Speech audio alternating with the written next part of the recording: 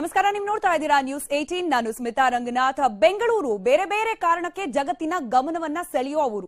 ಆದ್ರೆ ಮಳೆ ಬಂದಾಗ್ಲೆಲ್ಲ ಬೆಂಗಳೂರಿನ ಮಾನ ಮರ್ಯಾದೆ ಯಾವ ರೀತಿಯಾಗಿ ಹರಾಜ್ ಆಗತ್ತೆ ಅನ್ನೋದಕ್ಕೆ ಇವತ್ತು ಕೇವಲ ಅರ್ಧ ಗಂಟೆ ಸುರಿದ ಮಳೆ ಕೂಡ ಮತ್ತೊಮ್ಮೆ ಸಾಕ್ಷೀಕರಿಸ್ತಾ ಇದೆ. ಅರ್ಧ ಗಂಟೆ ಸುರಿದ ಮಳೆಗೆ ಬೆಂಗಳೂರಿನಲ್ಲಿ ಸಾವು ನೋವೇ ಸಂಭವಿಸಿಬಿಟ್ಟಿದೆ. ಯುವತಿಯನ್ನ ಬಲೆ ಪಡೆದಿದೆ ಕೆಆರ್ ಸರ್ಕಲ್ ಬಳಿ ಇರುವ ಅಂಡರ್ಪಾಸ್. ಆಸ್ಪತ್ರೆಗೆ ಕರೆದೊಯ್ಯುವ ಪ್ರಯತ್ನದಲ್ಲೇ ಆಕೆ ಸಾವನ್ನಪ್ಪಿದ್ದಾರೆ. ಭಾನುರೇಖಾ ಮೃತ ಯುವತಿ. ಇವತ್ತು ಕೆಆರ್ ಸರ್ಕಲ್ನಲ್ಲಾದಂತಹ ಘಟನೆಯ ಸವಿಸ್ತಾರವಾದ ವರದಿಯನ್ನ ನ್ಯೂಸ್ 18 ಮಾಡಿದೆ. ಇನ್ಫ್ಯಾಕ್ಟ್ ನಮ್ಮ ಪ್ರತಿನಿಧಿ ಮಂಜು ಸ್ಥಳದಲ್ಲೇ ನಿಂತು ಆ ಒಂದು ಕುಟುಂಬ ಏನ್ ಸಿಲುಕಾಕೊಂಡಿತ್ತು ಕೆಆರ್ ಸರ್ಕಲ್ನ ಅಂಡರ್ಪಾಸ್ ನಲ್ಲಿ ಅವರನ್ನ ರಕ್ಷಣೆ ಮಾಡಿಸುವ ನಿಟ್ಟಿನಲ್ಲಿ ಅವಿರತ ಪ್ರಯತ್ನವನ್ನ ಮಾಡಿದ್ದಾರೆ. ಇನ್ಫ್ಯಾಕ್ಟ್ ಸ್ಥಳಕ್ಕೆ ಆಂಬ್ಯುಲೆನ್ಸ್ ಹಾಗೆ ರಕ್ಷಣಾ ಪಡೆಯನ್ನ ಕರೆಸುವ ನಿಟ್ಟಿನಲ್ಲೂ ಕೂಡ ನ್ಯೂಸ್ 18 ನ ಪ್ರತಿನಿಧಿಯದ್ದು ಬಹಳ ದೊಡ್ಡ ಪಾತ್ರ ಇದೆ. ಇದು ಹೆಮ್ಮೆ ಅಥವಾ ಖುಷಿ ಸಂಗತಿ ಅಲ್ಲ. ಇಂಥದ್ದೊಂದು ಪರಿಸ್ಥಿತಿ ನಿರ್ಮಾಣ ಆಗಿದೆ ಅನ್ನೋದೇನೆ ಮತ್ತೆ ಮತ್ತೆ ಯೋಚನೆಗೆ ತಳ್ಳುವಂತಹ ಸಂಗತಿ. ಬೆಂಗಳೂರು, ಅದರಲ್ಲೂ ಕೆಆರ್ ಸರ್ಕಲ್, ಎಲ್ಲಿದೆ ಈ ಅಂಡರ್ಪಾಸ್? ಆಡಳಿತ ನಡೆಸುವ ಘಟಾನುಘಟಿ ನಾಯಕರು ಕೂರುವ, ನಿಲ್ಲುವ, ಓಡಾಡುವ ವಿಧಾನಸೌಧದಿಂದ ಕೂಗಳತೆ ದೂರದಲ್ಲಿರೋ ಕೆಆರ್ ಸರ್ಕಲ್ನ ಅಂಡರ್ಪಾಸ್. ಇಲ್ಲೇ ಇಂಥ ದುರ್ವ್ಯವಸ್ಥೆ ಅಂತಂದ್ರೆ ಬೆಂಗಳೂರಿನ ಬೇರೆ ಬೇರೆ ಅಂಡರ್ ಪಾಸ್ಗಳಲ್ಲಿ ಏನಾದ್ರೂ ಬೇರೆ ರೀತಿ ಇದೆಯಾ ಪರಿಸ್ಥಿತಿ? ಬಹುತೇಕ ಅಂಡರ್ ಪಾಸ್ಗಳು ಕೂಡ ಒಂದ್ ಅರ್ಧ ಗಂಟೆ ಮಳೆ ಬಂದ್ರೆ ಸಾಕು ಸ್ವಿಮ್ಮಿಂಗ್ ಪೂಲ್ ರೀತಿಯಲ್ಲಿ ಆಗ್ ಹೋಗ್ಬಿಟ್ಟಿರುತ್ತೆ. ಸ್ವಿಮ್ ಮಾಡ್ಕೊಂಡು ಆಚೆ ಬರೋಕೆ ಗುಂಡಿಗೆ ಗಟ್ಟಿ ಇರಬೇಕು, ಇಲ್ಲ ಈಜೋಕ್ ಬರಬೇಕು. ಇಲ್ಲದೆ ಹೋದ್ರೆ ಆಗೋದು ಇಂಥ ದುರಂತ. ಇಲ್ಲಿ ಜನರು ಅಲ್ವೊಂದು ಬ್ಯಾರಿಕೇಡ್ ಇಡಬೇಕಾಗಿತ್ತು, ಮತ್ತೊಂದು ಮಗದೊಂದು ಮಳೆ ಬರ್ತಿದ್ರು ಕೂಡ ಯಾಕೆ ಹೋಗ್ಬೇಕಾಗಿತ್ತು, ನೀರ್ ನಿಂತಿದ್ದನ್ನ ಗಮನಿಸ್ಲಿಲ್ವಾ? ಈ ರೀತಿ ಪ್ರಶ್ನೆಗಳಿಗೆ ತಮ್ಮನ್ ತಾವು ಒಟ್ಕೊಳ್ತಾರೆ. ಆದ್ರೆ ಬೇಸಿಕ್ ಪ್ರಶ್ನೆ ಇರೋದು, ಪ್ರತಿ ಬಾರಿ ಮಳೆ ಬಂದಾಗ್ಲೂ ಕೂಡ ಇಂಥದ್ದೇ ಸಮಸ್ಯೆ ಆಗ್ತಾ ಇದ್ರೆ ಯಾರನ್ನ ದೂಷಿಸ್ತಾ ಕೂರೋದು? ಮಾಧ್ಯಮಗಳಾಗಿ ನಾವು ಕೂಡ ಬೆಂಗಳೂರಿನಲ್ಲಾಗೋ ಅವ್ಯವಸ್ಥೆಗಳನ್ನ ಆಳುವ ವರ್ಗಕ್ಕೆ ಅಥವಾ ಆಡಳಿತದ ಅಧಿಕಾರಿಗಳಿಗೆ ತಿಳಿಸೋ ಪ್ರಯತ್ನವನ್ನ ಮಾಡ್ತೀವಿ. ಇನ್ಫ್ಯಾಕ್ಟ್ ಇವತ್ತು ನಮ್ಮ ಪ್ರತಿನಿಧಿ ಮಂಜುನಾಥ್ ಕೂಡ ಮಾಡಿದ ಅದೇ ಕೆಲಸನ ಸ್ಥಳದಲ್ಲಿ ನಿಂತ್ಕೊಂಡು ಅಧಿಕಾರಿಗಳಿಗೆ ಕರೆ ಮಾಡಿ ಆ ಸ್ಥಳಕ್ಕೆ ತಕ್ಷಣಕ್ಕೆ ರಕ್ಷಣಾ ಕಾರ್ಯಾಚರಣೆ ನಡೆಸಬೇಕಾದ ಸಿಬ್ಬಂದಿಯನ್ನ ಕರೆಸೋ ಪ್ರಯತ್ನವನ್ನ ಮಾಡಿದ್ರು. ಬಟ್ ಮಳೆ ಬರುತ್ತೆ ಅನ್ನೋದು ಗೊತ್ತಿರ್ಲಿಲ್ವಾ? ಖಡಾಖಂಡಿತವಾಗಿ ಗೊತ್ತಿತ್ತು. ಇನ್ಫ್ಯಾಕ್ಟ್ ಪ್ರಮಾಣ ವಚನ ಸ್ವೀಕಾರ ಸಮಾರಂಭಕ್ಕೇನೆ ಮಳೆ ಅಡ್ಡಿ ಆಗಬಹುದು ಅನ್ನೋ ಸೂಚನೆಯನ್ನ ಹವಾಮಾನ ಇಲಾಖೆ ನೀಡಿತು. 3-4 ದಿನ ಬೆಂಗಳೂರಿನಲ್ಲಿ ಮಳೆ ಆಗತ್ತೆ ಅನ್ನೋದನ್ನ 2 ದಿನಗಳ ಮುಂಚೆನೆ ಹವಾಮಾನ ಇಲಾಖೆ ವರದಿಯಲ್ಲಿ ನೀಡಿತು. ಪ್ರಾಮಾಣಿಕವಾಗಿ ಈ ಒಂದು ವರದಿಯನ್ನ ನೀಡೋ ಪ್ರಯತ್ನ ಹವಾಮಾನ ಇಲಾಖೆಯಿಂದ ಆಗಿದೆ. ಅದಾದ್ಮೇಲೆ ಏನಾಗಬೇಕಾಗಿತ್ತು? ಬೆಂಗಳೂರಿಗೆ ಸಂಬಂಧಪಟ್ಟ ಅಧಿಕಾರಿಗಳು ಅವರಿಗೆ ಈ ರೀತಿಯಾದ ಒಂದು ಸೂಚನೆ ಸಿಕ್ಕ ತಕ್ಷಣ ಮಾಧ್ಯಮಗಳಿಗೆ ಸಿಗೋಕೆ ಎಷ್ಟೋ ಗಂಟೆಗಳ ಕಾಲ ಮುಂಚೆನೇನೆ ಅಧಿಕಾರಿಗಳಿಗೂ ಕೂಡ ಈ ರಿಪೋರ್ಟ್ ಹೋಗಿರುತ್ತೆ. ಹೋದ ರಿಪೋರ್ಟ್ ಅನ್ನು ಏನ್ ಮಾಡ್ತಾರೆ, ಎಲ್ಲಿಡ್ತಾರೆ? ಅದು ದೊಡ್ಡ ಪ್ರಶ್ನೆ. ಹೀಗೊಂದು ಹವಾಮಾನ ಇಲಾಖೆಯಿಂದ ರಿಪೋರ್ಟ್ ಬಂದ ತಕ್ಷಣ ಎಚ್ಚೆತ್ಕೊಳ್ಬೇಕಲ್ವಾ ಅಧಿಕಾರಿಗಳು? ಬೆಂಗಳೂರಿನ ರಸ್ತೆಯ ಪರಿಸ್ಥಿತಿ ಯಾವ ರೀತಿ ಇದೆ ಅನ್ನೋದು ಹೊಸ ವಿಚಾರ ಏನಲ್ಲ. ಪ್ರತಿ ಬಾರಿ ಮಳೆ ಬಂದಾಗ್ಲೂ ಕೂಡ ಇದೇ ಅವ್ಯವಸ್ಥೆ ಆಗ್ತಲೇ ಇರುತ್ತೆ. ಹವಾಮಾನ ಇಲಾಖೆಯಿಂದ ರಿಪೋರ್ಟ್ ಬಂದ ತಕ್ಷಣ ಮೊದಲು ಮಾಡಬೇಕಾಗಿದ್ದು ಎಲ್ಲೆಲ್ಲಿ ನೀರು ಡ್ರೈನ್ ಔಟ್ ಆಗ್ಲಿಕ್ಕೆ ವ್ಯವಸ್ಥೆಗಳಿದೆ ಅದು ಸುಸ್ಥಿತಿಯಲ್ಲಿ ಇದೆಯಾ? ಮಳೆ ನೀರು ಸರಾಗವಾಗಿ ಹರಿದುಕೊಂಡು ಹೋಗ್ಲಿಕ್ಕೆ ಬೇಕಾದ ಚರಂಡಿ ವ್ಯವಸ್ಥೆ ಆಗಿರ್ಬೋದು ಅಥವಾ ಡ್ರೈನ್ ಔಟ್ ವ್ಯವಸ್ಥೆ ಆಗಿರ್ಬೋದು, ಅಲ್ಲಿ ಎಲ್ಲೂ ಕೂಡ ಕಸ ಕಟ್ಟಿ ಸಿಲ್ಕ್ ಹಾಕೊಂಡಿಲ್ವಾ? ಅದನ್ನ ಚೆಕ್ ಮಾಡಿಸ್ಬೇಕು. ಮಾಡಿಸೋ ಗೋಜಿಗೆ ಹೋಗ್ತಾರ ಅಧಿಕಾರಿಗಳು? ಹೋಗಿದ್ದಿದ್ರೆ ಇವತ್ತಿಂಥ ಒಂದು ಸಾವು ಸಂಭವಿಸ್ತಿತ್ತ? ದೊಡ್ಡ ಪ್ರಶ್ನೆ. ಇನ್ ಕೇಸ್ ಆ ರೀತಿಯಾಗಿದ್ರೆ ಅದನ್ನ ತಕ್ಷಣಕ್ಕೆ ಸರಿಪಡಿಸಬೇಕು. ರಾಜಕಾಲುವೆಗಳ ಹಣೆ ಬರ ಎಂಥದ್ದು ಅಂದ್ರೂ ನಮಗ್ ಗೊತ್ತೇ ಇದೆ. ರಾಜಕಾಲುವೆ ತನಕ ಹೋಗೋದ್ ಬೇಡ, ಅಟ್ಲೀಸ್ಟ್ ಈ ರೀತಿಯ ರಸ್ತೆ ಅಂಡರ್ ಪಾಸ್ಗಳಲ್ಲಿ ನೀರು ಹೋಗ್ಲಿಕ್ಕೆ ಬೇಕಾದ ವ್ಯವಸ್ಥೆಯನ್ನ ಮಾಡ್ಬಿಟ್ರೆ ಇಂಥ ಅನಾಹುತಗಳು ಬಹುತೇಕ ತಪ್ಪಬಹುದು. ಈಗ ಆಯ್ತು ಅನಾಹುತ. ಮುಖ್ಯಮಂತ್ರಿಗಳು ಕೂಡ ಆಸ್ಪತ್ರೆಗೆ ಭೇಟಿ ನೀಡಿದ್ರು. ಭಾನುರೇಖಾ ಅವರ ಕುಟುಂಬಸ್ಥರಿಗೆ ಸಾಂತ್ವನ ಹೇಳಿ ಪರಿಹಾರವನ್ನ ಕೂಡ ಘೋಷಿಸಿದ್ದಾರೆ. ಈ ಸಂದರ್ಭದಲ್ಲಿ ಮಾತನಾಡಿದ್ದಾರೆ ಕೂಡ ಮುಖ್ಯಮಂತ್ರಿ ಸಿದ್ದರಾಮಯ್ಯ. ಏನ್ ಮಾತನಾಡಿದ್ರು ಗಮನಿಸೋಣ. ಅವಳು ಸತ್ತಿರೋದ್ರಿಂದ ಅವಳಿಗೆ ಸರ್ಕಾರದಿಂದ ಒಂದು 5 ಲಕ್ಷ ರೂಪಾಯಿನ ಪರಿಹಾರ ಕೊಡ್ತೀವಿ. ಭಾನುರೇಖಾ ಅವ್ರಿಗೆ. ಬಾಕಿಯವರೆಲ್ಲ ಬದುಕಿದ್ದಾರೆ, ಚೆನ್ನಾಗಿದ್ದಾರೆ, ಅವ್ರಿಗೇನ ಇಂಜುರಿ ಏನೂ ಆಗಿಲ್ಲ. ಆಮೇಲೆ ಎಲ್ಲ ಟ್ರೀಟ್ಮೆಂಟು ಸರ್ಕಾರ ನೋಡ್ಕೊತದೆ. ಬಾಕಿಯವರಿಗೆ ಟ್ರೀಟ್ಮೆಂಟ್ ಇದೆಯಲ್ಲ ಅದನ್ನ ಸರ್ಕಾರ ಸ್ವಂತ ಖರ್ಚಿನಲ್ಲಿ ಅವರಿಗೆ ಟ್ರೀಟ್ಮೆಂಟ್ ಕೊಡ. ಅವಳು ಸತ್ತಿರೋದ್ರಿಂದ. ಇನ್ನು ಈ ಹುಡುಗಿ ಇವತ್ತೇನು 22 ವರ್ಷದ ಭಾನುರೇಖಾ ಮೃತಪಟ್ಟರು. ಇತ್ತೀಚೆಗಷ್ಟೇ ಹೊಸ ಮನೆಯನ್ನ ಖರೀದಿ ಮಾಡಿದ್ರು ಬೆಂಗಳೂರಿನಲ್ಲಿ. ಮನೆ ನೋಡ್ಲಿಕ್ಕೆ ಅಂತ ಹೇಳಿ ಮಗಳು ಊರ್ ಬಿಟ್ಟು ಊರಿಗೆ ಬಂದು ಬದುಕನ್ನ ಕಟ್ಕೊಳ್ಳಿಕ್ಕೆ ಪ್ರಯತ್ನ ಮಾಡ್ತಿದ್ದಾಳೆ. ಮನೆ ತಗೊಂಡಿದ್ದಾಳೆ. ಯಾವ ರೀತಿ ಇದೆ ಮನೆ ಅನ್ನೋದನ್ನ ನೋಡ್ಲಿಕ್ಕೆ ದೂರದ ಆಂಧ್ರದಿಂದ ಬಂದಿತ್ತು ಈ ಫ್ಯಾಮಿಲಿ. ಭಾನು ಸಂಬಂಧಿಕರು ಬಂದಿದ್ರು. ಬಾಡಿಗೆ ಕಾರ್ ಮಾಡ್ಕೊಂಡು ಬೆಂಗಳೂರಿನಲ್ಲಿ ಸುತ್ತಾಟ ಮಾಡಿದ್ದಾರೆ. ಬೆಂಗಳೂರು ಹಾಗೆ ಭಾನುವಾರ ವೀಕೆಂಡ್ ಇಂಥ ಒಂದು ಸಿಚುಯೇಷನ್ ಅನ್ನ ಯಾಕೆ ಮಿಸ್ ಮಾಡ್ಕೊಳ್ಳೋದು, ನೋಡ್ಕೊಂಡೇ ಹೋಗೋಣ, ಕೇವಲ ಮನೆ ಮಾತ್ರ ಅಲ್ಲ ಊರಿನ ಕೂಡ ನೋಡೋಣ ಅಂತ ಹೇಳಿ ಒಂದು ಬಾಡಿಗೆ ಕಾರ್ ಮಾಡ್ಕೊಂಡು ಸುತ್ತಾಟ ಮಾಡ್ಲಿಕ್ಕೆ ಅಂತ ಹೇಳಿ ಕುಟುಂಬಸ್ಥರು ಹೊರಟಿದ್ರು. ಆಗ ಸಂಭವಿಸಿರೋದು ಈ ದುರಂತ. ಬೆಂಗಳೂರಿನ ಇನ್ಫೋಸಿಸ್ ಸಂಸ್ಥೆಯಲ್ಲಿ ಕೆಲಸ ಮಾಡ್ತಾ ಇದ್ರು ಭಾನುರೇಖಾ ಆಂಧ್ರದ ಕೃಷ್ಣಂ ಜಿಲ್ಲೆಯ ತೇಲಾಪುರಲು ಗ್ರಾಮದವರು ಅನ್ನೋ ಮಾಹಿತಿ ಇದೆ. ಇನ್ಫೋಸಿಸ್ ನಲ್ಲಿ ಕೆಲಸ ಮಾಡ್ತಿದ್ದ ಆಕೆ ಭಾನುರೇಖಾ ಆಂಧ್ರದ ಕೃಷ್ಣಾ ಜಿಲ್ಲೆಗೆ ಸಂಬಂಧಪಟ್ಟವರು. ಇವರು ಕೆಲಸ ಅರಿಸಿ ಬೆಂಗಳೂರಿಗೆ ಬಂದಿದ್ರು. ಬೆಂಗಳೂರಿನಲ್ಲಿ ಸೆಟಲ್ ಆಗಬೇಕು ಅಂತ ಹೇಳಿ ಕೆಲಸ ಮಾಡ್ತಾ ಮಾಡ್ತಾ ಮನೆಯನ್ನ ಕೂಡ ಖರೀದಿ ಮಾಡಿದ್ರು. ಜುಲೈ 2022ರಲ್ಲಿ ಬೆಂಗಳೂರಿಗೆ ಬಂದಿದ್ರು ಭಾನುರೇಖಾ. ಇನ್ಫೋಸಿಸ್ ನಲ್ಲಿ ಕೆಲಸವನ್ನ ಮಾಡ್ತಾ ಇದ್ರು. 11 ತಿಂಗಳಿಂದ ಇನ್ಫೋಸಿಸ್ ನಲ್ಲಿ ಕೆಲಸವನ್ನ ನಿರ್ವಹಿಸ್ತಿದ್ರು ಭಾನುರೇಖಾ ಅನ್ನೋ ಮಾಹಿತಿ ಇದೆ. ಇನ್ನು ಇಡೀ ಕುಟುಂಬಸ್ಥರನ್ನ ಬೆಂಗಳೂರಿಗೆ ಬನ್ನಿ, ನೋಡಿ, ನಾನಿರೋ ಜಾಗ ನೋಡಿ ಅಂತ ಹೇಳಿ ಆಕೆ ಕರೆಸ್ಕೊಂಡಿರ್ತಾಳೆ. ಖರೀದಿ ಮಾಡಿರೋ ಮನೆಯನ್ನ ನೋಡ್ಕೊಂಡು ಹೋಗಿ ಅಂತ ಹೇಳಿ ಕರೆಸ್ಕೊಂಡಿದ್ದ ಸಂದರ್ಭದಲ್ಲಿ ಬೆಂಗಳೂರನ್ನ ಕೂಡ ತೋರಿಸೋಣ ಅಂತ ಹೇಳಿ ಇವತ್ತು ಆಚೆ ಕರ್ಕೊಂಡು ಹೋಗಿದ್ದಾರೆ. ಆಚೆ ಕರ್ಕೊಂಡು ಹೋದಾಗ ಬಂದಿದ್ದು ಅರ್ಧ ಗಂಟೆಯ ರಣ ಮಳೆ. ಬಹುಶಃ ಇಡೀ ಫ್ಯಾಮಿಲಿ ಈ ರೀತಿಯಾಗಿ ಒಂದು ಘಟನೆ ನಡೆಯುತ್ತೆ ಅಂತ ಹೇಳಿ ಕನಸು ಮನಸ್ಸಿನಲ್ಲೂ ಕೂಡ ಊಹಿಸಿರ್ಲಿಕ್ಕೆ ಸಾಧ್ಯ ಇಲ್ಲ. ಕಬ್ಬನ್ ಪಾರ್ಕ್ ನೋಡ್ಕೊಂಡು ವಾಪಸ್ ಹೋಗ್ಬೇಕು ಅನ್ನೋ ಸಂದರ್ಭದಲ್ಲಿ ಆಗಿರೋ ಘಟನೆ ಇದು. ನಾವು ದೃಶ್ಯದಲ್ಲಿ ಗಮನಿಸ್ತಾ ಇದ್ದೀವಿ, ಯಾವ ಯುವತಿ ಮೃತಳಾಗಿ ಅಲ್ಲಿ ಮಲಗಿದ್ದಾಳೆ. ಒಂದ್ ಅರ್ಥದಲ್ಲಿ ಆಕೆಗೋಸ್ಕರನೇ ಇಡೀ ಕುಟುಂಬ ಇವತ್ತು ಆಂಧ್ರದಿಂದ ಬೆಂಗಳೂರಿಗೆ ಬಂದಿದ್ದು. ಆಕೆ ಇಲ್ಲೊಂದು ಸುಂದರವಾದ ಬದುಕನ್ನು ಕಟ್ಕೊಳ್ತಾ ಇದ್ದಾಳೆ. ಮಗಳು ತನ್ನ ಕಾಲ್ ಮೇಲೆ ಕಾಲ್ ನಿಂತಿದ್ದಾಳೆ, ಹಾಗೆ ಕೆಲಸ ಮಾಡ್ತಿದ್ದಾಳೆ, ಮನೆ ಖರೀದಿ ಮಾಡಿದ್ದಾಳೆ. ಇದಕ್ಕಿಂತ ಖುಷಿ ಸಂಗತಿ ಒಂದ್ ಫ್ಯಾಮಿಲಿಗೆ ಇನ್ನೇನ್ ಇರ್ಲಿಕ್ಕೆ ಸಾಧ್ಯ. ಈ ಖುಷಿಯನ್ನ ಹೆಚ್ಚು ಮಾಡ್ಕೊಳ್ಬೇಕು ಅಂತ ಹೇಳಿ ಆಂಧ್ರದಿಂದ ಬೆಂಗಳೂರಿಗೆ ಬಂದ ಕುಟುಂಬ ಇವತ್ತು ಕಣ್ಣೀರಲ್ಲಿ ಕೈ ತೊಳೆಯುವಂತಹ ಪರಿಸ್ಥಿತಿ. ಬೆಂಗಳೂರನ್ನ ಯಾವ್ಯಾವ ರೀತಿಯಲ್ಲಿ ಶಪಿಸಿರಬಹುದು ಈ ಕುಟುಂಬ ಯೋಚನೆ ಮಾಡಬೇಕು. ಬೆಂಗಳೂರಿಗೆ ಸಂಬಂಧಪಟ್ಟ ಅಧಿಕಾರಿಗಳು ಹಾಗೆ ಸರ್ಕಾರ ರಚಿಸಿ ಆಡಳಿತವನ್ನ ಮಾಡಲಿಕ್ಕೆ ಸಿದ್ಧವಾಗಿರುವ ಕಾಂಗ್ರೆಸ್ ಸರ್ಕಾರದ ಪ್ರತಿನಿಧಿಗಳು. ಇನ್ನು ಅಂಡರ್ಪಾಸ್ ನಲ್ಲಿ ಕಾರು ಸಿಲುಕ್ ಹಾಕೊಂಡಿದ್ದು ಹೇಗೆ, ಕಾರ್ನಲ್ಲಿ ಯಾರೆಲ್ಲ ಇದ್ರು, ಇದ್ರ ಬಗ್ಗೆ ರಕ್ಷಣೆಗೆ ತೆರಳಿದ್ದ ಪ್ರತ್ಯಕ್ಷದರ್ಶಿ ನ್ಯೂಸ್ 18 ಜೊತೆಯಲ್ಲಿ ಮಾತನಾಡಿದ್ದಾರೆ. ಹಾಗಾದ್ರೆ ಪ್ರತ್ಯಕ್ಷದರ್ಶಿ ಕಂಡಿದ್ದೇನು, ವಿವರಿಸಿದ್ದೇನು ನೋಡೋಣ. ಕೆಆರ್ ಸರ್ಕಲ್ ಅಂಡರ್ ಪಾಸ್ ನಲ್ಲಿ ನೀರು ನಿಂತು ಈ ಮಹಾಮಳೆಗೆ ಒಂದು ಯುವತಿ ಸಾವನ್ನಪ್ಪಿರುವಂತದ್ದು. ಘಟನೆಯಲ್ಲಿ ಏನಾಯ್ತು, ಇಲ್ಲಿ ಆಸ್ಪತ್ರೆಗೆ ಬಂದು ಈಗಾಗಲೇ ಯುವತಿ ಮೃತಪಟ್ಟಿರುವಂತದ್ದು. 22 ವರ್ಷದ ರೇಖಾ ಬಾನು ಅನ್ನುವಂತ ಒಂದು ಮಹಿಳೆ ಇದೀಗ ಸಾವನ್ನಪ್ಪಿರುವಂತದ್ದು. ಆ ಘಟನೆಯನ್ನ ಕಣ್ಣಾರೆ ನೋಡಿದ್ದಂತ ಮತ್ತೆ ರೆಸ್ಕ್ಯೂ ಅಲ್ಲಿ ಆ ಯುವತಿಯನ್ನ ಆಸ್ಪತ್ರೆಗೆ ತಂದು ದಾಖಲು ಮಾಡಿರುವಂತ ಒಬ್ರು ವ್ಯಕ್ತಿ ಇದ್ದಾರೆ, ಅವ್ರನ್ನ ಮಾತಾಡ್ಸೋಣ.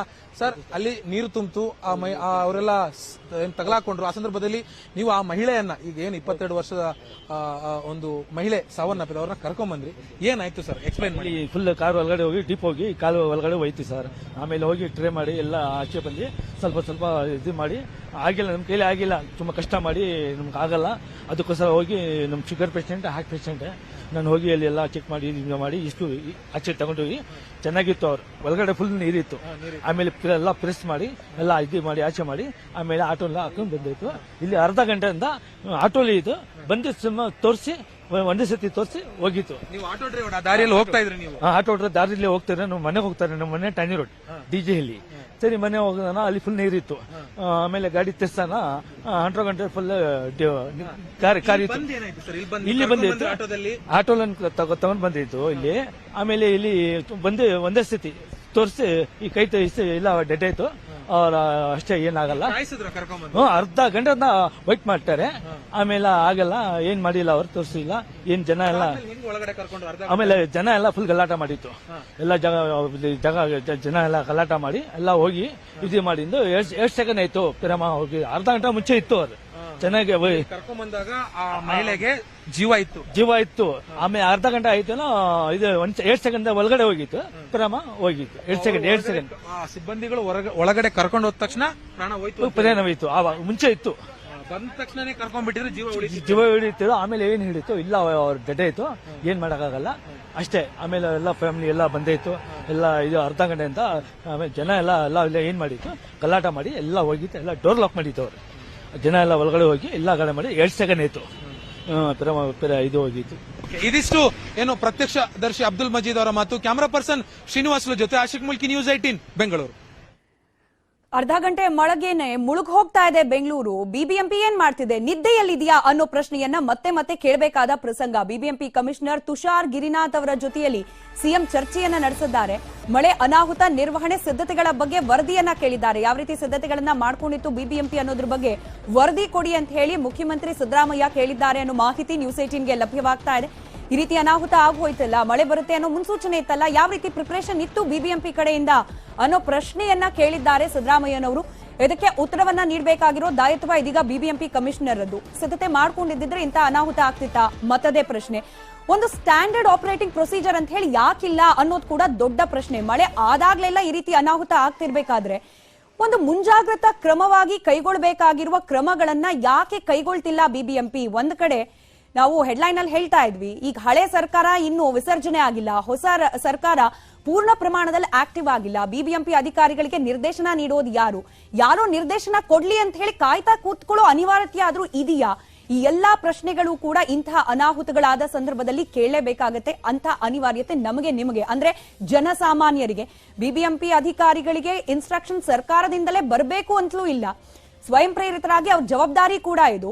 ಮಳೆ ಬರುತ್ತೆ ಅನ್ನೋ ಮುನ್ಸೂಚನೆ ಸಿಕ್ಕ ತಕ್ಷಣ ಅಲರ್ಟ್ ಮಾಡಬೇಕು, ರಕ್ಷಣಾ ಕಾರ್ಯಾಚರಣೆಗೆ ಸಿದ್ಧರಾಗಬೇಕಾಗಿರುವ ಸಿಬ್ಬಂದಿಗಳನ್ನ, ಹಾಗೆ ಈ ನೀರು ಏನು ಮಳೆ ನೀರು ಹರಿದು ಹೋಗ್ಲಿಕ್ಕೆ ಬೇಕಾದ ವ್ಯವಸ್ಥೆಗಳು ಸರಿಯಾಗಿ ಇದೆಯಾ ಇಲ್ವಾ ಅನ್ನೋದನ್ನ ಕ್ರಾಸ್ ಚೆಕ್ ಮಾಡ್ಕೊಳ್ಳೋ ವ್ಯವಸ್ಥೆ ಇದು ಯಾವುದನ್ನಾದ್ರೂ ಮಾಡಿದಿದ್ರೆ ಇವತ್ತಿಂತಹ ಅನಾಹುತ ಡೆಫಿನೆಟ್ಲಿ ಆಗ್ತಿರ್ಲಿಲ್ಲ. ಅದರ ರಿಪೋರ್ಟ್ ಅನ್ನ ಕೇಳಿದ್ದಾರೆ ಮುಖ್ಯಮಂತ್ರಿ ಸಿದ್ದರಾಮಯ್ಯ.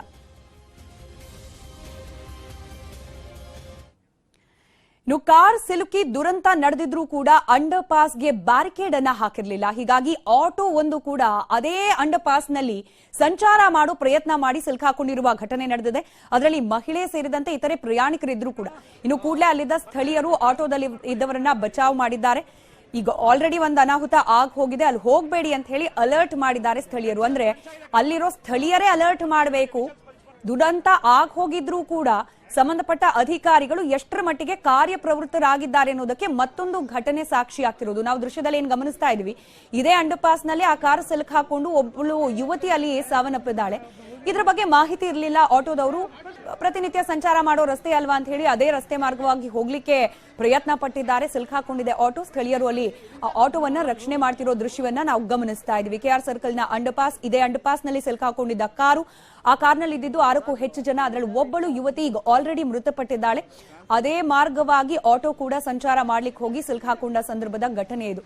ಅಂದ್ರೆ ಒಂದು ದುರಂತ ಆಗೋಕ್ ಮುಂಚೆನೆ ಬ್ಯಾರಿಕೇಡ್ ಹಾಕಬೇಕಾಗಿತ್ತು. ಇನ್ಫ್ಯಾಕ್ಟ್ ಈ ರೀತಿಯ ಅನೇಕ ಅಂಡರ್ ಪಾಸ್ಗಳಿದೆ ಬೆಂಗಳೂರಿನಲ್ಲಿ. ಮಳೆ ಬಂದ ತಕ್ಷಣ ನೀರು ತುಂಬಿಕೊಳ್ಳೋ ಅಂಡರ್ ಪಾಸ್ಗಳು, ಅಲ್ಲೆಲ್ಲ ಮಳೆ ಮುನ್ಸೂಚನೆ ಸಿಕ್ಕ ತಕ್ಷಣ ಬ್ಯಾರಿಕೇಡ್ ಗಳನ್ನ ಅಳವಡಿಸೋ ಪ್ರಯತ್ನಗಳು ಆಗಿರೋದನ್ನ ನಾವು ಈ ಹಿಂದೆ ಗಮನಿಸಿದ್ವಿ. ಆದ್ರೆ ಇವತ್ತು ಯಾರೂ ಕೂಡ ಅಲ್ಲಿ ಬ್ಯಾರಿಕೇಡ್ ಅನ್ನ ಅಳವಡಿಸಿರ್ಲಿಲ್ಲ. ರಸ್ತೆ ಖಾಲಿ ಇದೆ ಅಂತ ಹೇಳಿ ವಾಹನಗಳು ಸಂಚಾರ ಯಥಾವತ್ತಾಗಿ ಮಾಡ್ಲಿಕ್ಕೆ ಮುಂದಾಗಿರೋದು. ಆ ಸಂದರ್ಭದಲ್ಲಿ ಮತ್ತೆ ಅನಾಹುತ ಆಗೋದಿತ್ತು. ಆದ್ರೆ ಸ್ಥಳೀಯರು ಬಚಾವ್ ಮಾಡಿದ್ದಾರೆ. ಈ ಆಟೋ ಚಾಲಕರು ಮಾತನಾಡಿದ್ದಾರೆ ನ್ಯೂಸ್ 18 ಜೊತೆಯಲ್ಲಿ. ಏನ್ ಮಾತನಾಡಿದ್ದಾರೆ ಕೇಳೋಣ. ನಾವು ಕ್ವೀನ್ಸ್ ರೋಡ್ ಇಂದ ಬಂದ್ವಿ. ಜೈನ್ ಹಾಸ್ಪಿಟ್ಲಿಂದ ಲೇಡೀಸ್ ಕುತ್ಕೊಂಡ್ರು, ಅವನ್ನ ಕರ್ಕೊಂಡು ಬರ್ತಾ ಇದ್ದೆ.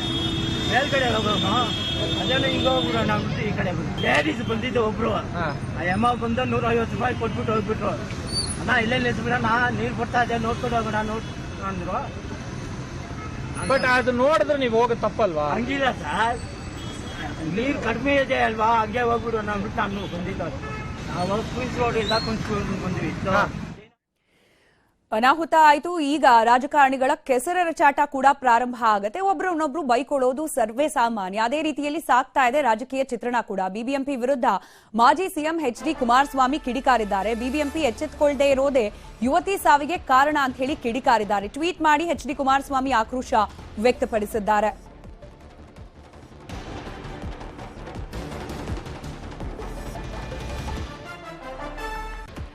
ಬೆಂಗಳೂರು ನಗರದಲ್ಲಿ ಇವತ್ತು ಸುರಿದ ಭಾರಿ ಮಳೆಯಿಂದ ಕೆಆರ್ ವೃತ್ತದ ಅಂಡರ್ಪಾಸ್ನಲ್ಲಿ ಮಳೆ ನೀರಿಗೆ ಸಿಲುಕಿ ಇನ್ಫೋಸಿಸ್ ಉದ್ಯೋಗಿ ಭಾನುರೇಖಾ ಅನ್ನೋ ಯುವತಿ ಸಾವನ್ನಪ್ಪಿರುವ ಸುದ್ದಿ ತಿಳಿದು ತೀವ್ರ ಆಘಾತವಾಯಿತು ಅಂತ ಹೇಳಿ ಬರೆದುಕೊಂಡಿದ್ದಾರೆ ತಮ್ಮ ಟ್ವಿಟರ್ ಖಾತೆಯಲ್ಲಿ ಕುಮಾರಸ್ವಾಮಿ. ರಭಸ ಮಳೆಯ ಮುನ್ನೆಚ್ಚರಿಕೆ ಇದ್ರೂ ಕೂಡ ಬಿಬಿಎಂಪಿ ಆಡಳಿತ ಎಚ್ಚೆತ್ತುಕೊಳ್ಳದೆ ಇರೋದು ನಿರ್ಲಕ್ಷ್ಯದ ಪರಮಾವಧಿ.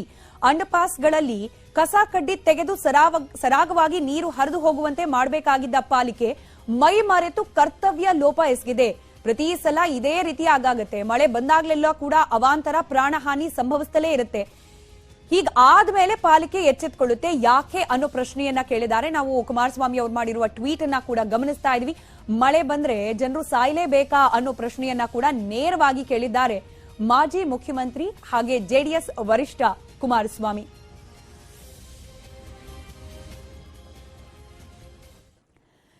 ಇನ್ನು ಮಹಾಮಳೆಗೆ ಮಹಾಲಕ್ಷ್ಮಿ ಲೇಔಟ್ ಕೂಡ ಮುಳುಗೋ ಹಂತ ತಲುಪಿದೆ. ಮಹಾಲಕ್ಷ್ಮಿ ಲೇಔಟ್ನ ತಗ್ಗು ಪ್ರದೇಶ ಸಂಪೂರ್ಣವಾಗಿ ಮುಳುಗಡೆಯಾಗಿದೆ.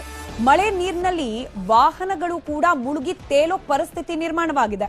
ಕೇವಲ ಮುಕ್ಕಾಲು ಗಂಟೆ ಸುರಿದ ಮಳೆ ತಗ್ಗು ಪ್ರದೇಶಗಳಲ್ಲಿ ಪ್ರತಿ ಬಾರಿ ಕೂಡ ಇಂಥದ್ದೇ ಪರಿಸ್ಥಿತಿ. ಅದರಲ್ಲೂ ಮಹಾಲಕ್ಷ್ಮಿ ಲೇಔಟ್ನ ತಗ್ಗು ಪ್ರದೇಶಗಳಲ್ಲಿ ಭಾರಿ ಪ್ರಮಾಣದಲ್ಲಿ ಮಳೆ ನೀರು ಶೇಖರಣೆಯಾಗಿದೆ. ಅದರಿಂದಾಗಿ ರಸ್ತೆ ಬದಿಯಲ್ಲಿ ನಿಲ್ಲಿಸಿದ್ದ ಹಾಗೆ ಮನೆ ಮುಂದೆ ನಿಲ್ಲಿಸಿದ್ದ ವಾಹನಗಳು ಕೂಡ ಸಂಪೂರ್ಣವಾಗಿ ಮಳೆ ನೀರಿನಲ್ಲಿ ಮುಳುಗಿ ಹೋಗೋ ಪರಿಸ್ಥಿತಿ. ಇನ್ನು ಕೆಲ ಮನೆಗಳ ಒಳಗೂ ಕೂಡ ನೀರು ನುಗ್ಗಿರೋದನ್ನ ನಾವು ದೃಶ್ಯದಲ್ಲಿ ಗಮನಿಸ್ತಾ ಇದ್ದೇವೆ.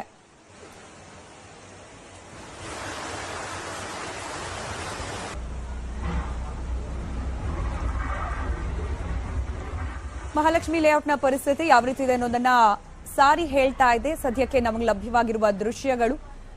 ಬೆಂಗಳೂರಿನಲ್ಲಿ ಆದ ಅರ್ಧ ಗಂಟೆಯ ಮಳೆಯ ಪರಿಣಾಮ ಈ ರೀತಿ ಇದ್ರೆ ಇನ್ನೇನು ಬೆರಳೆಣಿಕೆ ದಿನ ಮಳೆಗಾಲ ಪ್ರಾರಂಭ ಆಗುತ್ತೆ. ಇನ್ನು ಈಗಲೇನೆ 3-4 ದಿನಗಳ ಕಾಲ ಮಳೆ ಆಗುತ್ತೆ ಅಂತ ಹೇಳಿ ಹವಾಮಾನ ಇಲಾಖೆ ಕೂಡ ಮುನ್ಸೂಚನೆಯನ್ನ ನೀಡಿದೆ. ಇನ್ನು ಮುಂದಿನ ದಿನಗಳಲ್ಲಿ ಮಳೆ ಹೆಚ್ಚಿನ ಪ್ರಮಾಣದಲ್ಲಾದ್ರೆ ಯಾವ ಪರಿಸ್ಥಿತಿ ನಿರ್ಮಾಣ ಆಗಬಹುದು ಅನ್ನೋದನ್ನ ಅಂದಾಜು ಮಾಡಿಕೊಳ್ಳಬಹುದು. ಸದ್ಯಕ್ಕೆ ಲಭ್ಯವಾಗಿರುವ ಈ ದೃಶ್ಯಗಳನ್ನ ಗಮನಿಸಿ. ಬೆಂಗಳೂರಿನಲ್ಲಿ ಇನ್ನು 4 ದಿನ ಮಳೆಯ ಆರ್ಭಟ ಫಿಕ್ಸ್ ಅನ್ನೋ ಮುನ್ಸೂಚನೆ ಸಿಕ್ಕಿದೆ. ರಾಜಧಾನಿಯಲ್ಲಿ ಇವತ್ತು 30 mm ನಷ್ಟು ಮಳೆ ಸುರಿದಿದೆ. ಭಾರತೀಯ ಹವಾಮಾನ ಇಲಾಖೆಯಿಂದ ಈ ಬಗ್ಗೆ ಮಾಹಿತಿ ಲಭ್ಯವಾಗಿದೆ.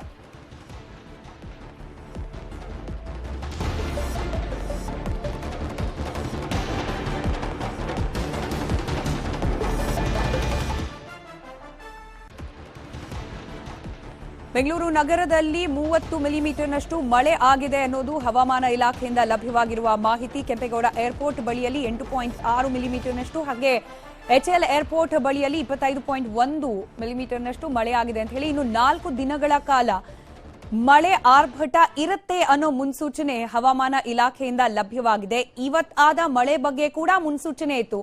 ಹಾಗ ಇದ್ರೂ ಕೂಡ ಅಧಿಕಾರಿಗಳು ಎಚ್ಚೆತ್ತುಕೊಂಡಿಲ್ಲ. ಇನ್ನೂ 3-4 ದಿನ ಮಳೆ ಇರುತ್ತೆ ಅನ್ನೋ ಮುನ್ಸೂಚನೆ ಈಗಲೂ ಕೂಡ ಕೊಡ್ತಾ ಇದೆ ಹವಾಮಾನ ಇಲಾಖೆ. ಇನ್ನು 3 ದಿನಕ್ಕೆ ಬೇಕಾದ ವ್ಯವಸ್ಥೆಯನ್ನಾದ್ರೂ ಮಾಡ್ಕೊಳ್ತಾರ ನಮ್ಮ ಅಧಿಕಾರಿಗಳು, ಗಮನಿಸಬೇಕಾಗತ್ತೆ. ಈಗೊಂದು ಮೀಟಿಂಗ್ ಅಂತೂ ನಡೀತಾ ಇದೆ ಮುಖ್ಯಮಂತ್ರಿಗಳ ಅಧ್ಯಕ್ಷತೆಯಲ್ಲಿ, ಅವರ ನೇತೃತ್ವದಲ್ಲಿ. ಹಾಗೆ ಬಿಬಿಎಂಪಿಯ ಆಯುಕ್ತರಿಗೆ ವರದಿ ನೀಡುವಂತೆಯೂ ಕೂಡ ಸೂಚನೆಯನ್ನ ನೀಡಿದ್ದಾರೆ ಮುಖ್ಯಮಂತ್ರಿ ಸಿದ್ದರಾಮಯ್ಯನವರು. ಯಾವ ರೀತಿ ಪ್ರಿಪರೇಷನ್ ಮಾಡ್ಕೊಂಡಿದ್ದೀರಿ ಮಳೆಗೆ ಮುಂಜಾಗ್ರತಾ ಕ್ರಮವಾಗಿ ಅಂತ ಹೇಳಿ ಈ ವರದಿ ಕೊಡೋಕಾದ್ರೂ ಏನಾದ್ರೂ ಪ್ರಿಪರೇಷನ್ ಅನ್ನ ಮಾಡ್ಕೊಳ್ತಾರ ಬಿಬಿಎಂಪಿಯ ಅಧಿಕಾರಿಗಳು ಹಾಗೆ ಸಿಬ್ಬಂದಿ ಅನ್ನೋದನ್ನ ಕಾದ್ ನೋಡಬೇಕಾಗಿದೆ. ಭಾರತೀಯ ಹವಾಮಾನ ಇಲಾಖೆಯ ಪ್ರಕಾರ ಇನ್ನು 4 ದಿನಗಳ ಕಾಲ ಮಳೆ ಫಿಕ್ಸ್.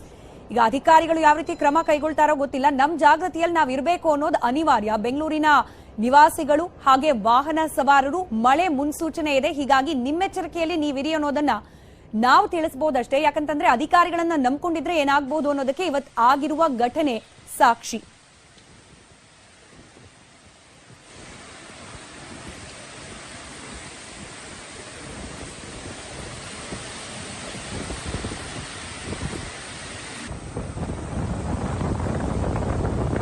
ಇತ್ತ ಕೋಲಾರದಲ್ಲೂ ಕೂಡ ಅಂಡರ್ಪಾಸ್ನಲ್ಲಿ ನೀರ್ ನಿಂತು ವಾಹನ ಸವಾರರು ಹಾಗೆ ಪ್ರಯಾಣಿಕರು ಪರದಾಡುವ ಘಟನೆ ನಡೆದು ಹೋಗಿದೆ. ಕೀಲುಕೋಟೆ ರೈಲ್ವೆ ಅಂಡರ್ಪಾಸ್ನಲ್ಲಿ ಮಳೆ ನೀರ್ ನಿಂತು ಹೋಗಿದೆ. 5 ಅಡಿಯಷ್ಟು ನೀರ್ ನಿಂತು ವಾಹನ ಸವಾರರು ಪರದಾಡಿದ್ದಾರೆ.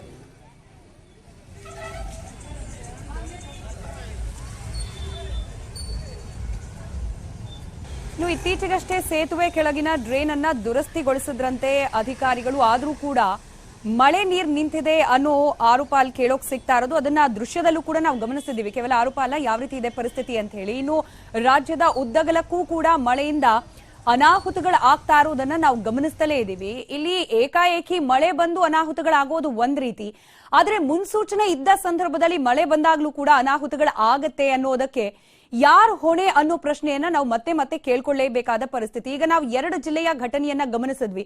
ವಾಹನ ಸವಾರರ ಮೇಲೆ ಮರ ಉರುಳು ಬಿದ್ದಿರೋದು, ಹಾಗೆ ಸಿಡಿಲು ಬಡಿದು ಯುವಕ ಸಾವನ್ನಪ್ಪಿರೋದು. ಇದಕ್ಕೆ ನಾವು ಯಾರನ್ನು ಕೂಡ ಹೊಣೆ ಮಾಡ್ಲಿಕ್ಕೆ ಆಗೋದಿಲ್ಲ. ಅಚಾತುರ್ಯ ಹಾಗೆ ದುರಾದೃಷ್ಟ ಘಟನೆ ಅಂತ ಹೇಳಿ ಹೇಳ್ಬಹುದು. ಆದ್ರೆ ಬೆಂಗಳೂರಿನಲ್ಲಾದ ಘಟನೆ ಇದೆಯಲ್ಲ, ಅದಕ್ಕೆ ಯಾರನ್ನು ಹೊಣೆ ಮಾಡೋದು? ಮುನ್ಸೂಚನೆ ಇದ್ರೂ ಕೂಡ ಅಧಿಕಾರಿಗಳು ಮುಂಜಾಗ್ರತಾ ಕ್ರಮಗಳನ್ನ ಕೈಗೊಳ್ಳೋದ್ರಲ್ಲಿ ಯಾಕೆ ಎಡವುತ್ತಿದ್ದಾರೆ ಅನ್ನೋದು ಮತ್ತೆ ಮತ್ತೆ ಕೇಳ್ಕೊಳ್ಬೇಕಾದ ಪ್ರಶ್ನೆ. ಹಾಗೆ ಇದಕ್ಕೆ ಯಾರನ್ನು ಹೊಣೆ ಮಾಡೋದು? ನಿಮ್ಮ ಅಭಿಪ್ರಾಯ ಅಭಿಪ್ರಾಯ ಏನು? ನೀವು ಕೂಡ ನಮಗೆ ದೂರವಾಣಿ ಕರೆ ಮಾಡಿ ನಿಮ್ಮ ಅಭಿಪ್ರಾಯವನ್ನ ತಿಳಿಸಬಹುದು. ಜೊತೆಗೆ ಬೆಂಗಳೂರಿನ ಈ ಮಳೆ ರಗಳಿಗೆ ಕೇವಲ ಬೆಂಗಳೂರಲ್ಲ, ರಾಜ್ಯದ ಉದ್ದಗಲಕ್ಕೂ ಕೂಡ ಮಳೆ ಬಂದಾಗ ಆಗೋ ಸಮಸ್ಯೆಗಳು, ಅದಕ್ಕೆ ಪರಿಹಾರ ಏನು ಮಾಡಬೇಕು ಸರ್ಕಾರ ಅನ್ನೋದ್ರ ಬಗ್ಗೆ ನಿಮ್ಮ ಅನಿಸಿಕೆಗಳನ್ನ ಕೂಡ ಹಂಚಿಕೊಳ್ಳಬಹುದು. ಮೊದಲ ದೂರವಾಣಿ ಕರೆ ಇರೋದು ಬಾಬುರಾವ್ ಅಂತ ಹೇಳಿ ಬೆಂಗಳೂರಿನ ನಿವಾಸಿಗಳಿವರು. ಸರ್ ನಮಸ್ಕಾರ. ನಮಸ್ಕಾರ ಅಮ್ಮ. ನಾನು 71 ಇಯರ್ ಓಲ್ಡ್, ಬೆಂಗಳೂರಲ್ಲೇ ಹುಟ್ಟಿ ಬೆಳೆದವನು. ಇದು ಈಗ ಈ ಸಂದರ್ಭದಲ್ಲಿ ನಾನು ಹೊಸ ಸರ್ಕಾರಕ್ಕೆ ನನ್ನ ಸಲಹೆ ಇಷ್ಟೇ ಅಮ್ಮ. ಇದು ಹುಡುಕೊಂಡು ಹೋದ್ರೆ ಯಾರು ಇದಕ್ಕೆ ಹೊಣೆ ಅಂತ ಬೇಕಾದಷ್ಟು ಕೆದಕಿ ಅವ್ರು ಮಾಡಿದ್ರು, ಅವ್ರು ಸರಿಗ್ ಮಾಡ್ಲಿಲ್ಲ, ಅವ್ರ ರಾಜ ಕಾಲುವೆ ಕ್ಲೀನ್ ಮಾಡ್ಲಿಲ್ಲ, ಅವ್ರು ಬಂದ್ ಹೇಳ್ತಾರೆ ಇಲ್ಲ ಇದನ್ನೆಲ್ಲ ಕನ್ಸ್ಟ್ರಕ್ಟ್ ಮಾಡಿದ್ ಯಾರು, ಇದು ಕೊನೆಗೆ 1947 ಹೋಗುತ್ತೆ. ನಾವು ಎಲ್ಲಾ ಮೆಟ್ರೋ ಸಿಟೀಸ್ ತುಂಬಾನೇ ಕಳಪೆಯಾಗಿ ಪ್ಲಾನ್ ಮಾಡಿ ಈ ತರ ಹಾಳು ಮಾಡಿದ್ವಿ. ನಾನೊಂದು ಮಲ್ಟಿ ನ್ಯಾಷನಲ್ ಕಂಪನಿ ಹೆಡ್. ನಾನೊಂದು ಎಕ್ಸಾಂಪಲ್ ಕೊಡ್ತೀನಿ. ಲಂಡನ್ ಅಲ್ಲಿ ಫ್ಲಡ್ಸ್ ಆಗ್ತಾ ಇತ್ತು ಒಂದು ಕಾಲದಲ್ಲಿ. $2 ಬಿಲಿಯನ್ ಅಂದ್ರೆ ಇವತ್ತಿನ ರೇಟ್ಗೆ 16,000 ಕೋಟಿ ಖರ್ಚು ಮಾಡಿ ಡ್ರೈನೇಜ್ ಮಾಡಿದ್ರು. ನೀವು ಯಾವ್ದಾದ್ರು ಜೇಮ್ಸ್ ಬಾಂಡ್ ಮೂವಿ ನೋಡ್ತು ಅಂತಂದ್ರೆ ಆ ಒಂದು ವೆಹಿಕಲ್ ಇದರಲ್ಲಿ ಹೋಗುತ್ತೆ, ಪೈಪ್ಗಳಲ್ಲಿ ಹೋಗುತ್ತೆ, 12 ಅಡಿ ಪಂಪ್ಗಳು ಹಾಕಿ. ಅಂದ್ರೆ ಒಂದು ಕಂಪ್ಲೀಟ್ ಆಗಿ ಪ್ಲಾನ್ ಮಾಡ್ತಾರೆ. ಈಗ ನಮ್ಮಲ್ಲಿ ಏನಾಗಿದೆ, ನಾವ್ ಎಲ್ರೂ ಕಾರಣ ಮನೆ ಕಟ್ತೀವಿ, ಸ್ವಲ್ಪ ಆಫ್ಸೆಟ್ ಇತ್ತು ಅಂದ್ರೆ, ಜಾಗ ಇತ್ತು ಅಂತಂದ್ರೆ ಕಟ್ಬಿಡೋಣ ಮನೆ.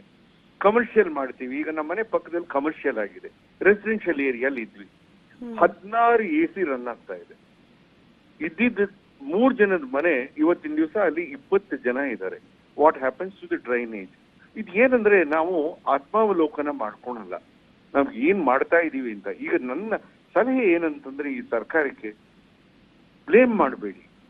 ವಾರ್ ಫುಟಿಂಗ್ ಅಲ್ಲಿ it is possible. War footing ಅಲ್ಲಿ ಇಂಜಿನಿಯರ್ಸ್ ಅನ್ನು ಕರೆಸಿ, ಟಾಪ್ ಕ್ಲಾಸ್ ಕನ್ಸಲ್ಟೆಂಟ್ಸ್ ಅನ್ನ ಕರೆಸಿ ಕೂತ್ಕೊಳ್ಳಿ. ಯಾಕೆಂದ್ರೆ ಇನ್ನೊಂದು ವಾರದಲ್ಲಿ ಮಳೆ ಶುರು ಆಗತ್ತೆ, ಗ್ಯಾರಂಟಿ ಶುರು ಆಗತ್ತೆ. ಈಗ ನೋಡಿ 4 ದಿವಸದಿಂದ ಮಳೆ ಬರ್ತಿದೆ. ಇದು ಹಾಫ್ ಮಳೆಗೆ ಈ ತರ ಆಗಿದೆ ಅಂತಂದ್ರೆ ಇದು ಎಷ್ಟು ಹೋಪ್ಲೆಸ್ ಆಗಿ ಡಿಸೈನ್ ಮಾಡಿದ್ದಾರೆ, ಎಷ್ಟು ಹೋಪ್ಲೆಸ್ ಆಗಿ. ನಾವ್ ಏನೋ ಹೇಳ್ಬೋದು, ಆ ಡ್ರೈವರ್ ಬರಬಾರ್ದಾಗಿತ್ತು. ನಾವು ಯಾವ ತರ ಕಟ್ಟಬೇಕು ಅಂತಂದ್ರೆ, ಒಂದು ರೋಡ್ ಅಲ್ಲಿ ಎಂತ ಮಳೆ ಬರ್ಲಿ ಆರಾಮಾಗಿ. ಸರ್ ನೀವು ಹೇಳಿದ್ದು ನಿಜ. ನೋಡಿ, ಲಾಂಗ್ ಟೈಮ್ ಇಂದ ಕಾಡ್ತಿರೋ ಸಮಸ್ಯೆಗೆ ಲಾಂಗ್ ಟರ್ಮ್ ಸೊಲ್ಯೂಷನ್ ಅವಶ್ಯಕತೆ, ಅದಕ್ಕೆ ತಕ್ಷಣ ಕಾರ್ಯಪ್ರವೃತ್ತರಾಗಬೇಕು, ಒಪ್ಕೊಳ್ಳೋಣ. ಆದ್ರೆ ಸಿಂಪಲ್ ಸೊಲ್ಯೂಷನ್ ಗಳನ್ನು ಕೂಡ ಗಮನ ವಹಿಸೋಲ್ಲ. ಈಗ ಮಳೆ ನೀರು ಡ್ರೈನ್ ಔಟ್ ಆಗ್ಲಿಕ್ಕೆ ಬೇಕಾದ ಆ ಚರಂಡಿ ವ್ಯವಸ್ಥೆ ಸರಿ ಇದೆಯಾ ಇಲ್ವಾ ಅದನ್ನ ಕೂಡ ಬೇಸಿಕ್ ಚೆಕ್ ಮಾಡ್ಕೊಳ್ಳಲ್ಲ. ಅದೇ ದುರಂತ ಅಂತ ಹೇಳಿ. ನೀವೇ ಥ್ಯಾಂಕ್ ಯು. ನಿಮ್ಮ ಸಜೆಷನ್ ಸರ್ಕಾರ ತನಕ ತಲುಪಲಿ ಅಂತ ನಾವು ಕೂಡ ಆಶಿಸ್ತೀವಿ. ತಿಪ್ಪೇಸ್ವಾಮಿ ಅಂತ ಹೇಳಿ ಮತ್ತೊಬ್ರು ಕರೆ ಮಾಡಿದ್ದಾರೆ. ಇವರು ಕೂಡ ಬೆಂಗಳೂರಿನ ನಿವಾಸಿಗಳು. ಸರ್ ನಮಸ್ಕಾರ. ನಮಸ್ಕಾರ ಮೇಡಮ್. ನಾನು ಆಕ್ಚುಲಿ ಕ್ಯಾಬ್ ಡ್ರೈವರ್ ಮಾತಾಡೋದು. ಹೇಳಿ ಸರ್, ನಿಮ್ಗೇನೆ ಹೆಚ್ಚಿನ ಸಮಸ್ಯೆ ಗೊತ್ತಿರತ್ತೆ, ಮಳೆ ಬಂದಾಗ ಏನೇನ್ ಆಗತ್ತೆ ಅನಾಹುತ ಅಂತ. 100%. ಈಗ ನಂದು ಈಗ ಹಿಂದಿಂದ ಮುಂದಿಂದ ಏನೇನೋ ಹಾಳಾಗ್ ಹೋಗ್ಬಿಡ್ಲ, ಅದೆಲ್ಲ ಏನೇನ್ ಮಾಡ್ಕೊಂಬಂದಾರೋ ಏನೇನ್ ಹೋಗಿದಾರೋ ಅದೆಲ್ಲ ಬೇಡ. ಈಗ ಮುಖ್ಯಮಂತ್ರಿ ದೂರದ್ ಬೇಡ, BBMP ಅದು ಇದು ಅನ್ನೋದ್ ಬೇಡ. ಈಗ ನನ್ನ 2 ಸಜೆಷನ್.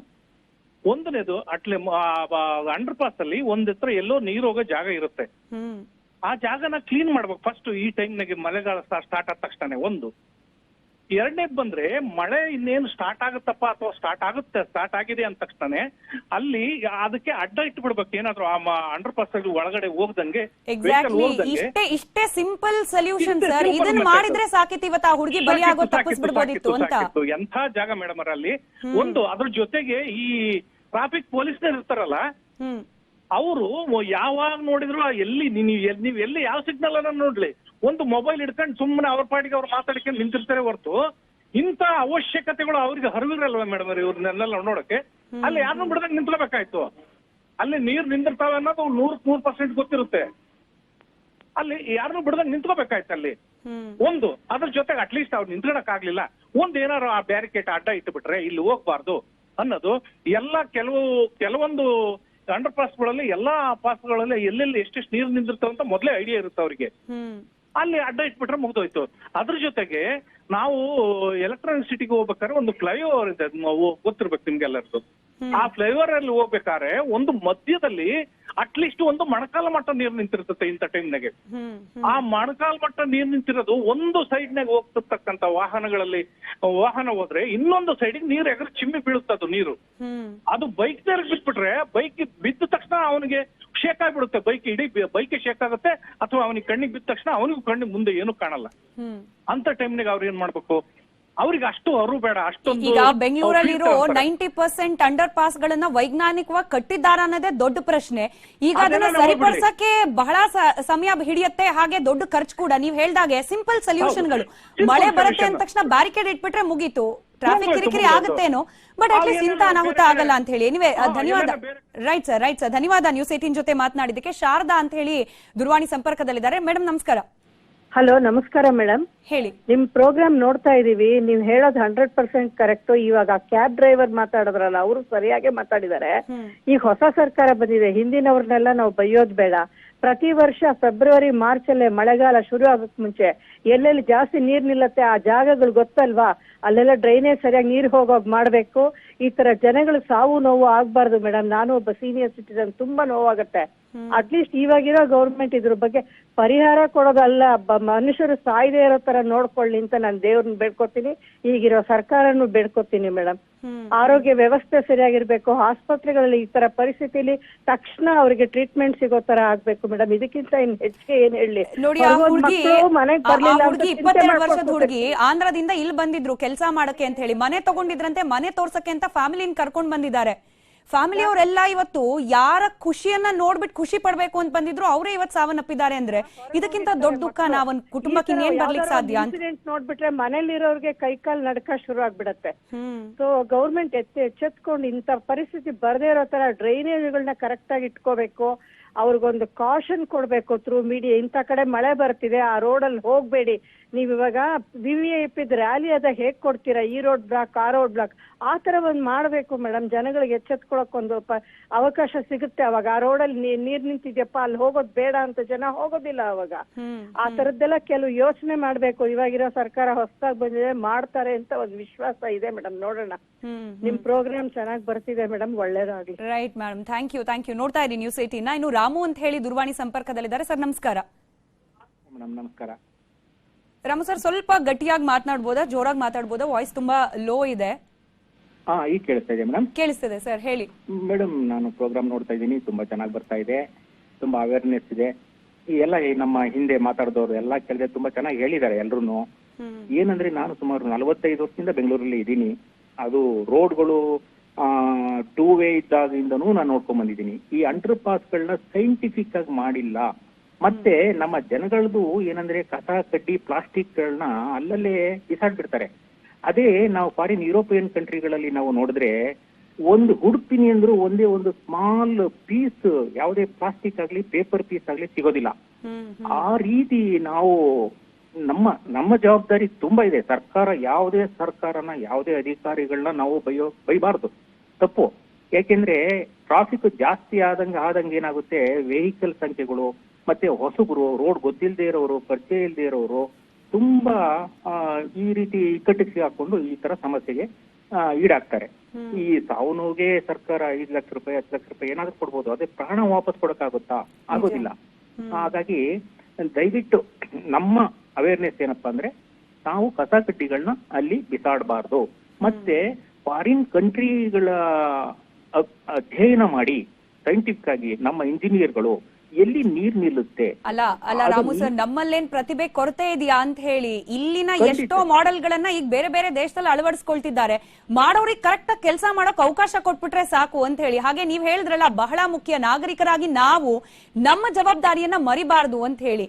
ಗಲೀಜ್ ಮಾಡೋದು, ಸುತ್ತಮುತ್ತ ವಾತಾವರಣವನ್ನ ಕ್ಲೀನ್ ಆಗಿ ಇಟ್ಕೊಳ್ಳೋದು ಬೇಸಿಕ್ ಮಾಡ್ಬಿಟ್ರೆ ಅಧಿಕಾರಿಗಳನ್ನು ನೆಕ್ಸ್ಟ್ ಬರುತ್ತೆ, ಅವ್ರು ಕೂಡ ಮಾಡೋ ಕರ್ತವ್ಯವನ್ನ ನೀಟಾಗಿ ಮಾಡ್ಬಿಟ್ರೆ ಬಹುಶಃ ಇಂಥ ಘಟನೆ ಆಗಲ್ಲ ಅಂತ ಹೇಳಿ ಬಹಳ ವ್ಯಾಲಿಡ್ ಪಾಯಿಂಟ್ ಹೇಳಿದ್ರಿ. ಧನ್ಯವಾದ ನ್ಯೂಸ್ 18 ಜೊತೆ ಮಾತನಾಡಿದಕ್ಕೆ. ಪ್ರಶಾಂತ್ ಅಂತ ಹೇಳಿ ದೂರವಾಣಿ ಸಂಪರ್ಕದಲ್ಲಿದ್ದಾರೆ. ನಮಸ್ಕಾರ ಪ್ರಶಾಂತ್ ಅವರೇ. ಹಲೋ, ಹೇಳಿ ಪ್ರಶಾಂತ್ ಸರ್, ಹೇಳಿ. ಮೇಡಮ್, ಏನಿಲ್ಲ, ಬೆಂಗಳೂರಿನಲ್ಲಿ ಇವತ್ತು ಎಷ್ಟು ರೋಡ್ಗಳು, ಅಂಡರ್ ಪಾಸ್ಗಳು, ಆ ಚರಂಡಿಗಳು ಎಷ್ಟು ವೈಜ್ಞಾನಿಕವಾಗಿ ಮಾಡಿದ್ದಾರೆ ಅಂತ ಹಿಂದೆ ಸರ್ಕಾರ ಆಗ್ಲಿ ಮುಂದೆ ಸರ್ಕಾರ ಆಗ್ಲಿ ಯಾವ ರೀತಿ ಮಾಡಿದ್ದಾರೆ ಅಂತ ಯಾರಿಗಾರ ಗೊತ್ತಿದ್ಯಾ? ಅಂದ್ರೆ ಚರಂಡಿ ಫಸ್ಟ್ ಕ್ಲೀನ್ ಮಾಡ್ಬೇಕು ಮಳೆ ಶುರು ಆಗಕ್ಕೂ ಮುಂಚೆ, ಬೇಸಿಗೆಗಾಲದಲ್ಲಿ. ಇವತ್ತು ಎಷ್ಟು ಚರಂಡಿಗಳು ತುಂಬಾ ಹರಿತವೆ ಅಂದ್ರೆ, ಚರಂಡಿಯಲ್ಲಿ ನೀರ್ ಹರಿದ್ರೆ ರೋಡ್ ನಲ್ಲಿ ನೀರ್ ಬರೋದಿಲ್ಲ. ಅದನ್ನೆಲ್ಲ ಸರ್ಕಾರಗಳಾಗ್ಲಿ ನಾಗರಿಕರಾಗ್ಲಿ ಅದನ್ನೆಲ್ಲ ಮಾಡ್ಲೇಬೇಕು. ಈಗ ಯಾರೋ ಸತ್ರು ಯಾರೋ ಮಾಡಾದ್ಮೇಲೆ ಎಲ್ಲಾದ್ರು ಆದ್ಮೇಲೆ ಇವ್ರು ಸರ್ಕಾರ ಆಗ್ಲಿ ಇವರಾಗ್ಲಿ ಬಂದ್ ಮಾಡಿದ್ರೆ ಅದಕ್ಕೆ ಹೊಣೆ ಯಾರು? ಪ್ರಶಾಂತ್ ಸರ್, ನೀವು ಗಮನಿಸಿರ್ತೀರಿ ಅಂತ ಅನ್ಕೊಳ್ತೀನಿ. ನೋಡಿ, ನಾವು ಅಂದ್ರೆ ಮಾಧ್ಯಮಗಳಲ್ಲಿ, ಬಹುತೇಕ ಮಾಧ್ಯಮಗಳಲ್ಲಿ ಹವಾಮಾನ ಇಲಾಖೆಯಿಂದ ಮುನ್ಸೂಚನೆ ಸಿಕ್ಕಿದ್ದನ್ನ ಸುದ್ದಿ ಪ್ರಸಾರ ಮಾಡಿರ್ತೀವಿ. ಬಟ್ ಎಷ್ಟ್ ಜನ ಅದನ್ನ ಸೀರಿಯಸ್ ಆಗಿ ತಗೊಳ್ತಾರೆ? ಜನರು ಬಿಟ್ಬಿಡಿ, ಅಧಿಕಾರಿಗಳಿಗೂ ಕೂಡ ಹೋಗಿರುತ್ತೆ ರಿಪೋರ್ಟ್. ಬೇಸಿಕ್ ಪ್ರಿಪರೇಷನ್ ಮಾಡ್ಕೊಳ್ಬೇಕಲ್ವಾ ಮಳೆ ಬರುತ್ತೆ ಅಂದಾಗ? ಸರಿ, ನಾನು ಕೇಳ್ತಾ ಇರೋದು ಏನು ಅಂದ್ರೆ, ಇಷ್ಟು ರೋಡ್ಗಳಾಗ್ಲಿ, ಇಷ್ಟು ಅಂಡರ್ ಪಾಸ್ಗಳು ಆಗಿದಾವಲ್ಲ, ಫ್ಲೈಓವರ್ ಆಗಿದಲ್ಲ, ವೈಜ್ಞಾನಿಕವಾಗಿ ಆಗಿದವ ಅನ್ನೋದು ಒಂದು ಕನ್ಫರ್ಮೇಶನ್ ಬೇಕು. ಆಯ್ತು, ಅಂಡರ್ ಪಾಸ್ ಅಲ್ಲಿ ನೀರ್ ಯಾಕೆ ನಿಲ್ಲತ್ತೆ? ಒಂದು ಮೋಟರ್ ವ್ಯವಸ್ಥೆ ಇರಬೇಕು. ಮೋಟರ್ ಕೆಟ್ಟೋಗಿದೆ ಸರಿ ಇದೆಯಾ ಅನ್ನೋದು ಯಾವ ಅಧಿಕಾರಿ ಚೆಕ್ ಮಾಡಿದಾನೆ ಮಳೆ ಬರೋಕ್ಕೂ ಮುಂಚೆ? ಅದೇ ಪ್ರಶ್ನೆ ನಾನು ಕೇಳ್ತಿರೋದು. ಮಳೆ ಮುನ್ಸೂಚನೆ ಸಿಕ್ಕ ತಕ್ಷಣ ಅದನ್ನೆಲ್ಲ ಮಾಡ್ಕೊಳ್ಬೇಕಲ್ವಾ? ಮಾಡ್ಕೊಂಡ್ರೆ ಅದು ಯಾರ ಕರ್ತವ್ಯ ಮೇಡಮ್? ಯಾರು ಸರ್ಕಾರಿ ಅಧಿಕಾರಿಗಳಾಗ್ಲಿ, ಯಾರ ಕರ್ತವ್ಯ ಅದು? ನಾಗರಿಕರ ಕರ್ತವ್ಯ. ಏನ್ ಮಾಡ್ತಾ ಇದಾರೆ ಸರ್ಕಾರ ಆಗ್ಲಿ ಜನಗಳಾಗ್ಲಿ? ಅದಕ್ಕೆ ಯಾರನ್ನ ಹೊಣೆ ಮಾಡ್ಬೇಕು? ಈಗ ಹೋದರ್ನಾಗೆ ಯಾರು ಹೊಣೆ ಹೇಳಿ ಅಲ್ವಾ? ಈಗ ಕಸ ಹಾಕೋದು ನಮ್ಮ ಬೇಜವಾಬ್ದಾರಿತನ. ಮನೆ ಮುಂದೆ ಕಸ ಬರುತ್ತೆ, ಚರಂಡಿಗೆ ಇಲ್ಲ ಮುಂದೆ ಹಾಕ್ತಾರೆ ಜನಗಳಿಗೆ. ಎಷ್ಟು ಜನಕ್ಕೆ ಹೇಳ್ಬೋದು? ಫಸ್ಟ್ ನಾವು ಸರಿ ಆಗ್ಬೇಕು. ನಾವು ಸರಿ ಆದ್ರೆ ಪಕ್ಕದ ಮನೇಲಿ ಸರಿ ಹೋಗ್ಬೋದು. ಯಾರು ನಾವೇ ತಗೊಂಡೋಗಿ ಚರಂಡಿಗೆ ಕಸ ಹಾಕಿದಾಗ ಚರಂಡಿಯಿಂದ ತುಂಬಿರುತ್ತೆ, ಮಣ್ಣು ತುಂಬಿರುತ್ತೆ, ಕಸ ತುಂಬಿರುತ್ತೆ, ನೀರೆಲ್ಲ ಹೋಗುತ್ತೆ, ರೋಡ್ ಮೇಲೆ ಹೋಗ್ಬೇಕು. ಅದೇ ರೋಡಲ್ಲಿ ನಾವೇ ಓಡಾಡಿ ನಾವೇ ಬಿದ್ದು ನಾಳೆ ಪ್ರಾಣ ಕಳ್ಕೊಳ್ಳೋದು ನಾವೇ. ಇದನ್ನ ಯಾರು ಗಮನಿಸಲ್ವೇ? ನಿಜ. ರೈಟ್ ಸರ್, ಧನ್ಯವಾದ ನ್ಯೂಸ್ 18ಗೆ ಕರೆ ಮಾಡಿದಕ್ಕೆ. ಇನ್ನು ಧನರಾಜ್ ಅಂತ ಹೇಳಿ ದೂರವಾಣಿ ಸಂಪರ್ಕದಲ್ಲಿದ್ದಾರೆ. ನಮಸ್ಕಾರ ಧನರಾಜ್ ಸರ್. ನಮಸ್ಕಾರಮ್ಮ. ಹೇಳಿ ಸರ್, ಮಳೆ ಮತ್ತೆ ಅನಾಹುತ ಮತ್ತೊಂದು ಬಲಿಯಾಗಿ ಹೋಗಿದೆ. ಈಗ ಹಳೆ ಸರ್ಕಾರ ವಿಸರ್ಜನೆ ಆಗಿಲ್ಲ, ಹೊಸ ಸರ್ಕಾರ ಆಕ್ಟಿವ್ ಆಗಿಲ್ಲ, ಅಧಿಕಾರಿಗಳಿಗೆ ಇನ್ಸ್ಟ್ರಕ್ಷನ್ ಕೊಡೋರು ಯಾರು ಇಲ್ಲ. ಸೊ ಯಾರನ್ನ ಹೊಣೆ ಮಾಡ್ಬೇಕು ಅಂತ ಹೇಳಿ? ಮೇಡಮ್, ಇದು ಮೂಗು ಇದ್ದ ಮೇಲೆ ಸೀನ್ ತಪ್ಪೋದಿಲ್ಲ. ಆ ಒಂದು ಗಾದೆನ ಪ್ರತಿಯೊಂದಕ್ಕೂ ಬಳಸ್ಕೊಳ್ಳೋದು ಮಹಾಪರಾಧ. ವರ್ಷನೂ ಈಗ ಇವುಗಳನ್ನ ನೋಡ್ತಾ ಇದ್ದೀವಿ. ಏನಂದ್ರೆ ನ್ಯೂಸ್ ಚಾನೆಲ್ಗಳಿಗೆ TDP ಬೆಳೀತಾ ಇದೆ ಅಷ್ಟೇ ವಿನಃ ಸಮಾಜದಲ್ಲಿ 1 ವರ್ಷ ಆಗಿದಂತ ಪ್ರಾಬ್ಲಮ್ ಅನ್ನ ಸರ್, ದುರಂತ ಏನ್ ಗೊತ್ತಾ? ವಾಸ್ತವ ಯಾವ್ದಿರತ್ತೆ, ಜನರಿಗೆ ಯಾವ್ದು ಬೇಕಿರತ್ತೆ ಅದನ್ನ ನಾವು ಪ್ರಸಾರ ಮಾಡಿದ ತಕ್ಷಣ TRP ಬರುತ್ತೆ ಅನ್ನೋದಿದೆಯಲ್ಲ, ಅದೇ ವಾಸ್ತವಕ್ಕೆ ದೂರವಾಗಿರೋದು ಅಂತ ಹೇಳಿ. ಇವ್ರುಗಳಿಗೆ ಒಂದು ಇದರಿಂದ ಪ್ರಯೋಜನ ಯಾರಿಗಾಗ್ತಾ ಇದೆ ಅಂತ ಹೇಳ್ತಾ ಇದ್ದೀನಿ ಅಷ್ಟೇ. ಇವಾಗ ಮೂಗನ್ ಮೇಲೆ ಸೀನ್ ತಪ್ಪೋದಿಲ್ಲ. ವರ್ಷ ಈ ತರದನ್ನ ಪ್ರತಿ ಸಲನೂ ನಾವು ಕಣ್ಣಿಂದ ಕಾಣ್ತಾ ಇದ್ದೀವಿ. ಆದ್ರೆ ಅದಕ್ಕೆ ತಕ್ಕಂತ ಸೊಲ್ಯೂಷನ್ ಇವತ್ತಿಗೂ ಕಂಡಿಡ್ದಿಲ್ಲ.